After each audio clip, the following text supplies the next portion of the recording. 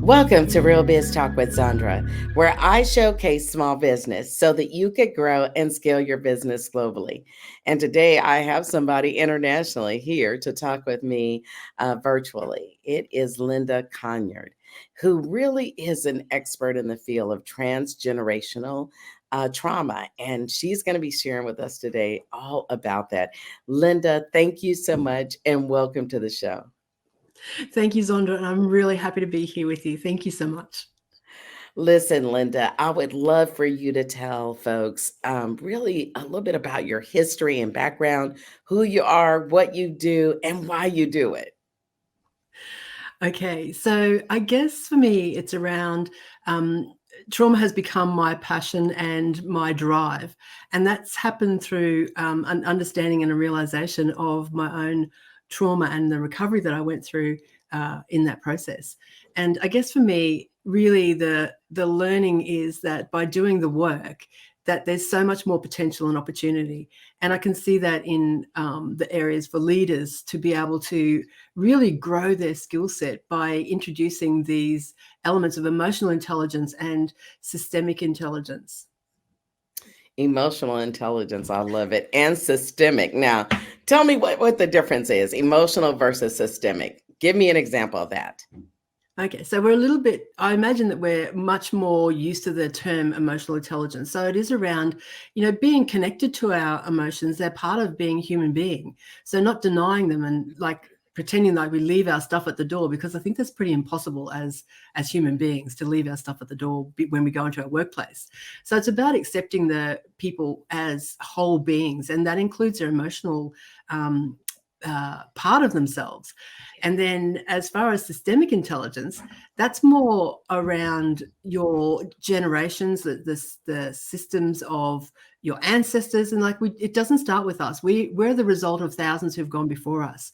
And Western people tend not to have that connection with their ancestors, like more native kind of people, where they have that as part of their beingness is their ancestors.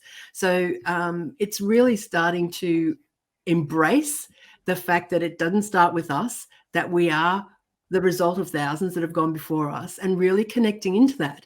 And for me, that's where pioneering leadership actually starts, where leaders can lean into the challenges and the uncertainty of the future, and they open themselves up to learning and potential of developing these skill sets for themselves.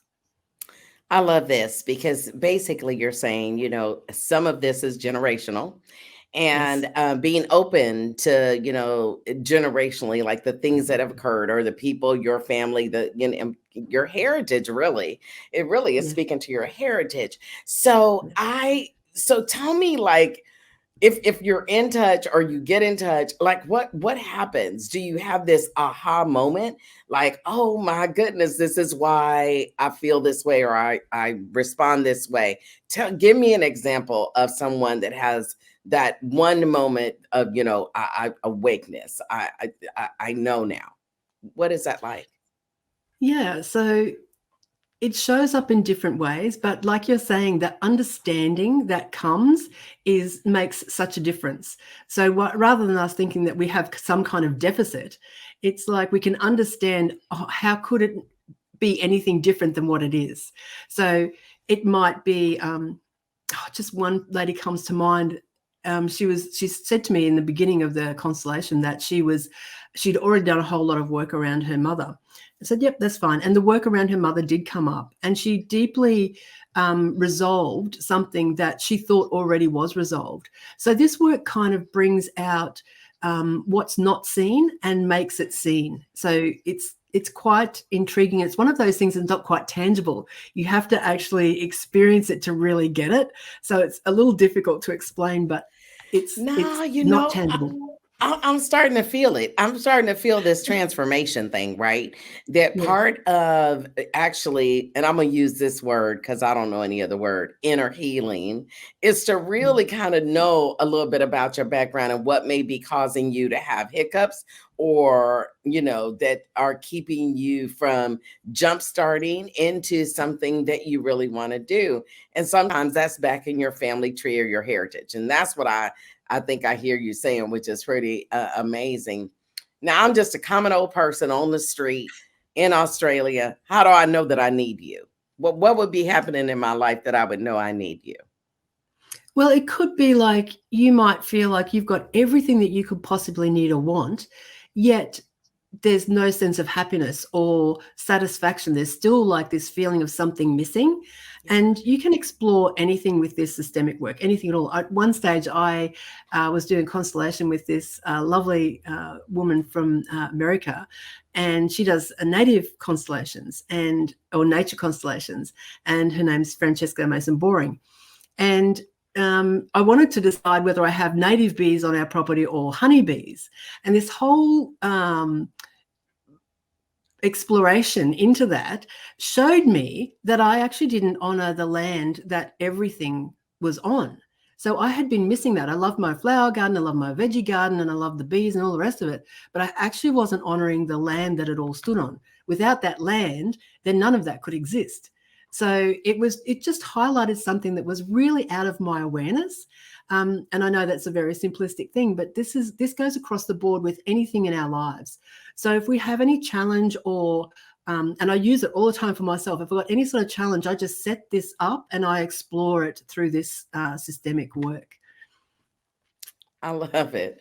Okay, even the land. So that's good because I think that really, it kind of like just fell in my spirit. Like, really not appreciating all that it takes, right? It's a full system. We oftentimes, take for granted that the land is there, right? We just look at the beauty that's on the land, but if it wasn't for the land, which is part of that beautiful, landscape. We do that. And I think we do that in other ways, though. I think in our own lives, we literally, we take things for granted, like, oh, that's just the way it is, right? I just, walk around this way. I think I look at, there's this big movement of women over 50, right? I'm over 50, so I can talk about it, right? Not feeling worthy or not good enough or not, lacking depth at over 50, but they're not looking at the whole picture. Like, how did you get there, and the history and all of the things that brought you there creates this gravitas and this richness in you that wouldn't be found in a 20-year-old. Absolutely. Right? Absolutely. And in businesses, there's a lineage, and we don't even consider that. So we might have an unsuccessful business, and then we have a successful business, and all kinds of things can happen in our business lineage. But unless we're connected with that, it's like we don't bring that with us. It can be a stop in our success in our business. So that's also really fascinating, looking at that we actually have a lineage for our business. Ooh.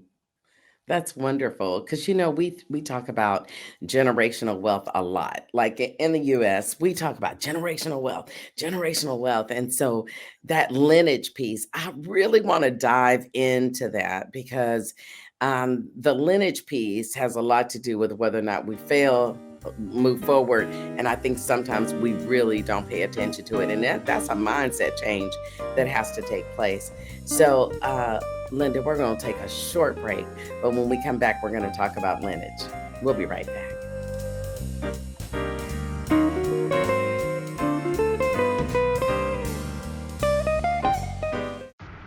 Struggling to engage, retain, build, or follow up with customers in your business gradually becomes history when you embrace the Gratitude Specialist's proven system. You'd be amazed at how your company is transformed to exhibit brilliance and professionalism in very little time. Tina Torres, the Gratitude Specialist.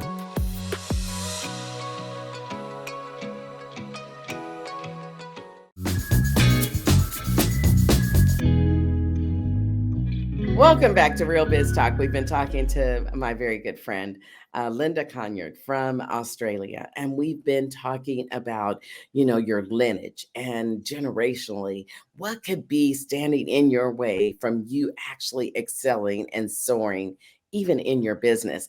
Linda, thank you and welcome back. And I want to talk about lineage because we were talking about that before we took a short break. Tell me more about how there could be items or things or, stumbling blocks in our lineage. Tell me more about that.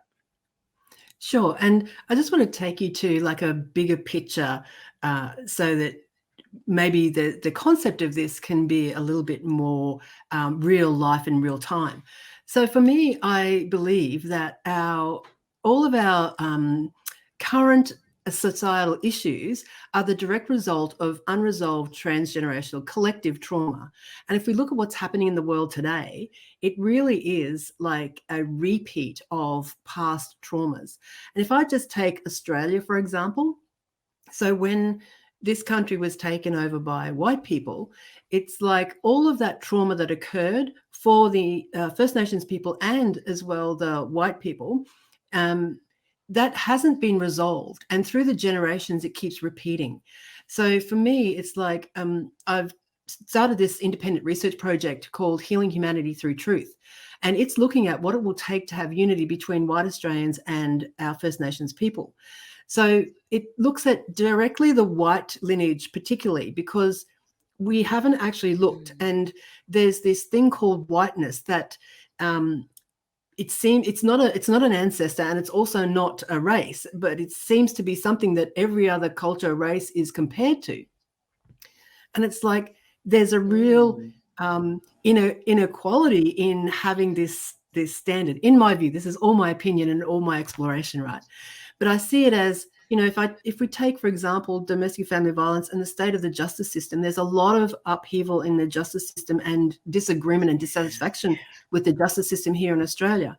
And if we take it back to what happened initially in this country, like families ripped apart, people were moved from country out of their country, and that's something that the Indigenous, in my awareness, never did. So it was misplacing people, breaking families apart, and putting people into places that they didn't fit. And if we look at what's happening in our current society, as far as, say, domestic family violence, what's happening? Families are being split, people are being put where they're not meant to be. It's like this whole dysfunction, same sort of story, but different movement, different actors. So that's the repeat generation after generation that I see. And that's what I'm exploring at the moment. And things like ill-gotten gain, shame, guilt, all of these kind of things need to be addressed in the white arena before I think we earn a seat at the table with our First Nations people. Unless we do our work, then there's not going to be any real change, and there's a risk of repeating the pattern. Okay, so now you're focusing on trauma. So here I am again. Here I'm back again going, okay, so how can you help me if I recognize that I've got some past trauma and I need help? How can you help me? Well, the thing that I think people need to recognize first is what Peter Levine talks about, that, part of living this life is having trauma and experiencing trauma. It depends on what your support system is like and what your environment is like, how you process it or don't process it. So for me, it's like, it's not an if, it's like, just where do I experience trauma and how do I hold it in my body? Well, how do you know though? But what I'm trying to get to, Linda, okay, I had, this trauma, right? And how do I know I'm processing it right or I'm not processing? I'm holding it the wrong way. I'm thinking about it the wrong way. I mean, do you have like a complimentary call that would help me? Anything? Tell me how to figure out I need your help. Yeah, sure. And I think most people experience their unresolved trauma as symptoms. So it might be sleep issues, it might be panic, anxiety, Okay. depression, all of the things that we would probably go to our doctor for. And some of the things like the shaking and tremoring is pathologized in our Western medicine. And that's usually a way that our body naturally relieves the charge that's trapped in the body from that trauma response.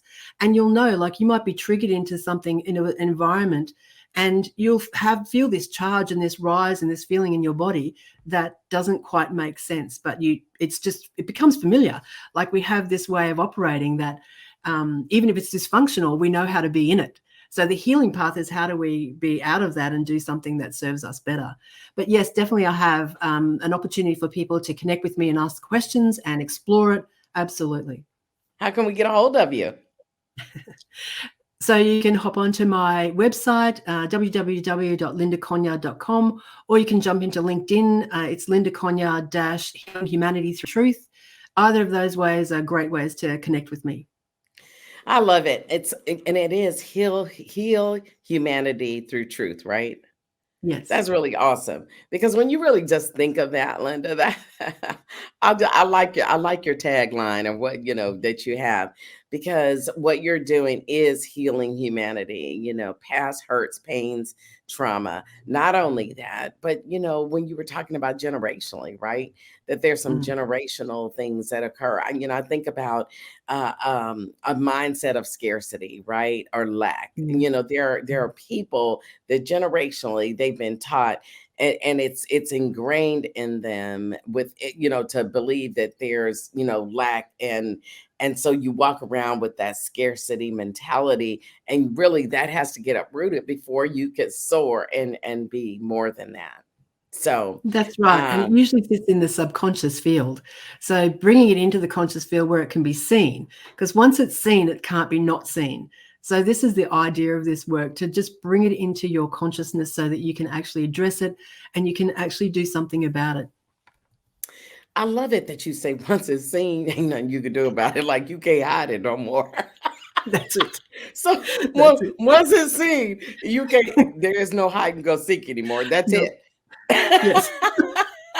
That's it. Okay. Yeah. Listen, I don't know if y'all, if you get seen, you can't hide no more. I love that though. The work that you're doing. Let me ask you another key thing. Do you primarily work with companies, or do you work with individuals? What does your ideal client look like?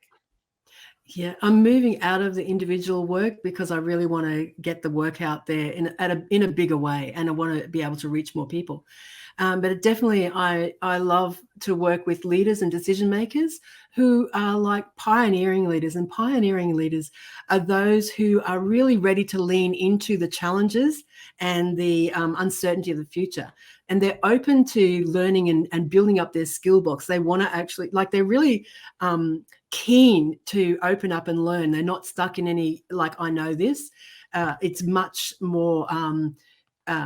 there's much more potential and opportunity when there's that mindset and that openness of someone to know more. I love it. You're kind of a pioneer in this space. I love talking to you, Linda.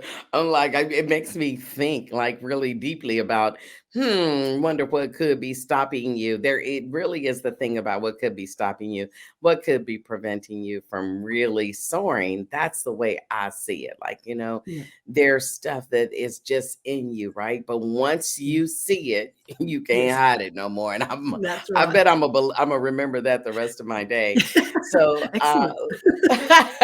Linda, we're going to take a short break, but when we come back, I want to talk about what are the things that are on the horizon for you? What are the other things that you're doing in your business, and how they kind of affect people, and will be able to get people engaged in that. So we'll be right back after a short break.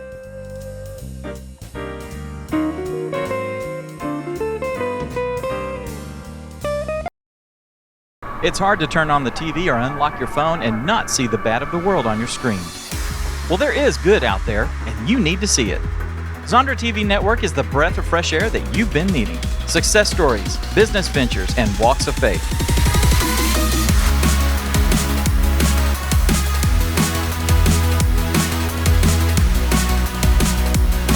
Visit the home of positive and inspirational programming, Zondra TV.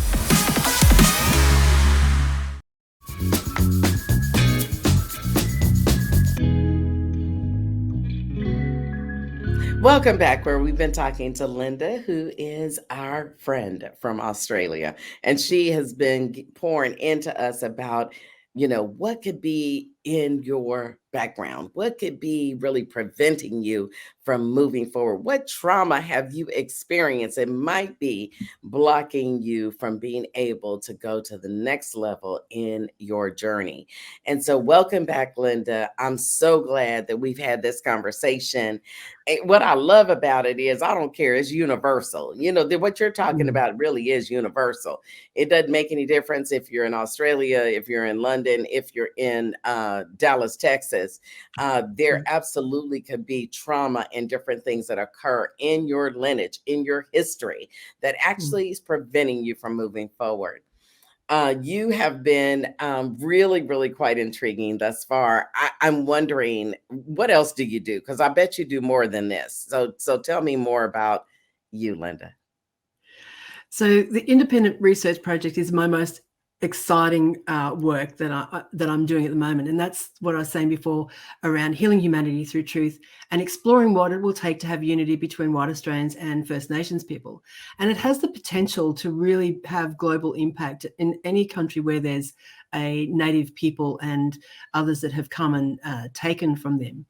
So even if you think about, as White Australians here, like we all have through these generations, we have ill-gotten gain. So that sits in our field. We have guilt, we have shame, all of those things we sit with as we try and develop our business. So you can imagine on a collective level, if that's unresolved, how that impacts us as a collective people. Yeah. So one that's really thing exciting. So let me tell you one thing that you said, and I really didn't hone in on that because, I just didn't. I don't know why I didn't. But you were talking about, white. You talked about white. You talked about, Australians. You talked about having that in the background, guilt, shame, things that you've done. Talk to me more about that, because it sounds like the same thing that we experience in America. We experience the same things, but tell me more about how that occurs where you're located. Well, I got really curious around whenever I go to business meetings, I'd hear this like forging forward, like growing, there was this never ending moving, making more. And I'm just thinking, what is that? What is that about? Why do we not just sit and, use what we have already, but this drive? So I got very curious around that. And in the exploration in one of the sessions for this research project, it's like I have this view, this picture is like of those icebreaker ships where they break through the ice and then it's clear cut in the front, but at the back there's all this mess that's left behind of the ice. And anyway, in the exploration, it's around this forging forward is part of not being able to stop and look backwards. So it's like we actually don't know how to look back so that we can heal and then really move forward. So this is the idea of this work, really paying attention to what is behind us, find the healing path. It's not about blaming or judging, because every part of our ancestry has done the best they can with what they have. But it is about acknowledging, and then in the acknowledgement, finding the healing, and then being able to move forward with a different view. And Albert Einstein's quote of we can't solve our problems with the same thinking that created them is really very at the forefront of my mind. And I think often when we're trying to create and resolve issues, we tend to have that same thinking and we keep repeating the pattern. So for me, it's really coming with a mind that of not knowing, and I sit in the place of not knowing often because that's where the gold is. If I think I know something, then I block out any potential insight. So that's the exciting part for me, sitting in the not knowing and finding what comes up. And I do that in all the work that across the board. So you talked about that you're going to start, working more with, not one-to-one, but more corporate kind of entity. Yeah. So I would just imagine when you are able to tease out something in the past, do people, have you found that they actually want to deal with it and change their mindset about it? Or are they more like, I don't know about this? I mean, are they more hesitant? What is your experience? What have you experienced? Well, people who meet the work, it tells me already that they're ready at their soul level to actually look at this. And if we talk about ancestry, that's what we're talking about connection through the soul, through the generations. So it's like people don't meet the work unless they're ready. That's what I have found. And when they're ready, they're open to the potential and the possibilities of what can be seen and what can be healed. They're actually coming looking for that, and there's a real readiness around it. So, there may be a lot in the corporate field that can't hear me, that are not interested, and that's okay. But the people who are, I would love to be connected with them, and I would love to work with them and see what's possible for them. Yeah. I absolutely love it. How can people get a hold of you again? Yeah, through my website, www.lindaconyard.com. But really on LinkedIn's a great place because we can message there as well. It's Linda Conyard Healing Humanity Through Truth. I love it. And another area where I work with leaders is around helping them to create compassion empowered workplaces. Because in any healing process, we need to be compassionate and really compassionate with ourselves. And that can be really challenging sometimes, to have that compassion and understanding for ourselves. And that can be part of what's being held in the system, that we're not allowed to move forward unless there's some kind of acknowledgement that takes place. Like you were saying before, the scarcity, if we use that as an example, you can have many opportunities, but you still end up with that $25 in your bank account or whatever it is that scarcity limit is. And it doesn't matter what work you do, you can do it from your mind as much as you like. But unless you really heal at that deep level and potentially at that systemic level, then that's where you land at $25. You might get $1 million, but you come back to that $25. Absolutely. This is good. So listen, the process though, right? Like everything is a process. I always say you can circumvent the process. I mean, everybody wants to be whole. I mean, or maybe I should say, we think we want to be whole until we have to put in the work to be whole. Then we're like, well, wait a minute. I didn't sign up for that. But is this something that happens over time? What is the average time that you work with a client or with someone to work through some of, the past and what may be preventing them from moving forward? What does that look like?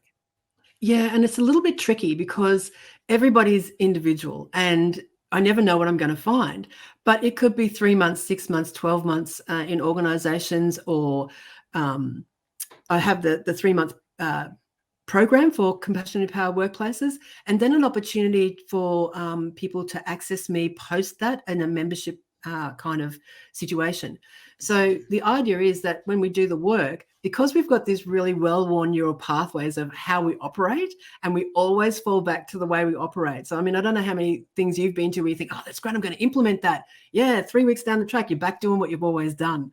So that's why I feel like this support post the training is so important, to help people implement and make it sustainable, because you might not be able to, because it's a new experience also, it's not really in you. But once you do it a few times and you get used to it, then it becomes part of how you operate, and you start to change that neural pathway in your brain.